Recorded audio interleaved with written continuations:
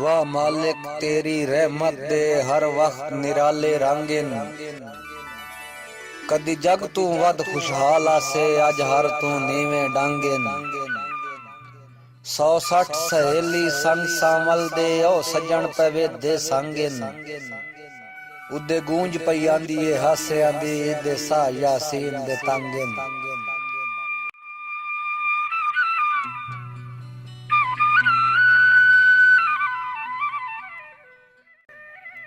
तुसी होर किसे दे लगदे हाय तुसा होर किसे दा प्यार आए। असा कंबली जई मखलूक खुदा दी तुसा ढेर तजर्बेकार आए। ते सजना दे रूप दुश्मन हाय वदे कर दे होर शिकार आए। दरअसल यासीन ते लत रख के तुसा टपना चांदे पार आए।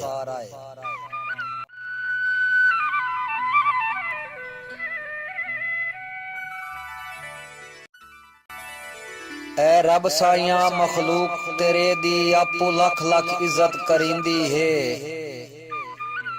औकात तू ढेर चकस जलनी उतू जिन ताई वार छुड़ींदी है।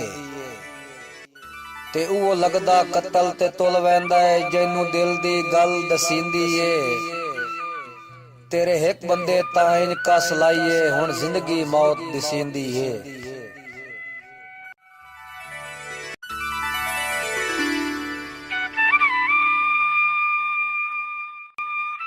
जेड़ी चंद तस्वीर पे देंदे हो ए पत्ता ने दर्द वंडैसी। ए नुकोल संभाल के रख छोड़ो ए तुआथू ढेर सतैसी। मैं मिन्नत करे ना तू रस वैना ए रुस गई कौन मनैसी। तस्वीर जी होई मत ना बोले शुद्ध मर यासीन ता वैसी।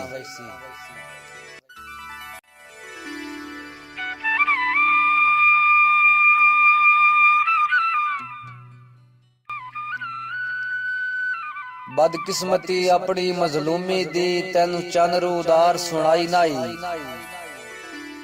है याद सजन मेरी बां नप के तोए कसम अब्बास दी चाई नाई। दियो नीवे वेख के कड कर वैसो तुसा कदी ये गाल हलाई नाई। एक तोए सट गते है नहीं ताज तोड़ी किसे कंड यासीन दी लाई नाई।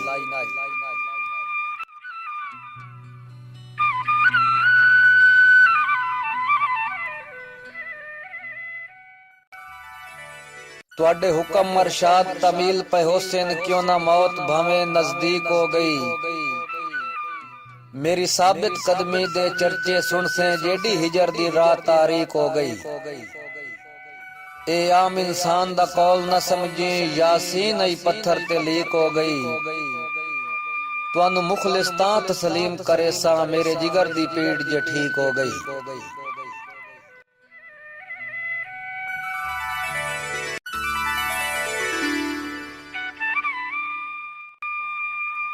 पिया हर कोई वसदा है विच खुशियां दे तेरी नित रही कोशिश जंग दी। ला इलम रहो मेरे दर्दां तू मैथे मौत रही डंग डंग दी। मेरी यार औलाद ते काफी है जेड़ी हार मिली तेरे संग दी। यासीन दा चंद आबाद रवे या रौनक वेख मलंग दी।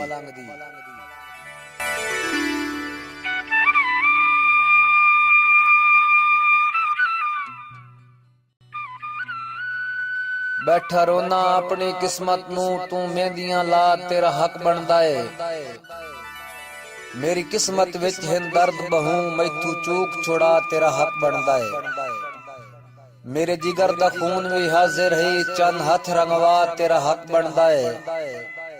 यासीन के लगदा है खुशियां दा तू ईद मना तेरा हक बनदा है।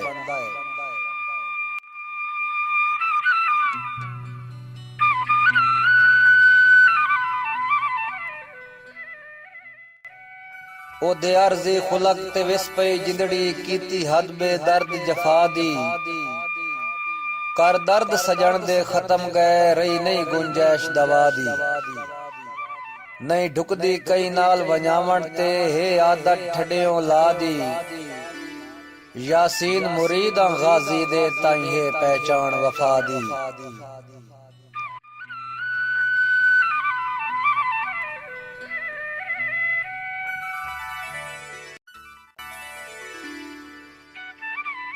ਤੇਰੀ ਚੋਣ ਸੇ ਅਥਾਈ ਮੈਨੂੰ ਹਰ ਕੋਈ ਯਾਦਾ ਭੜਿਆ ਕੇ ਬਣਿਆ ਯਾਸੀਨੇ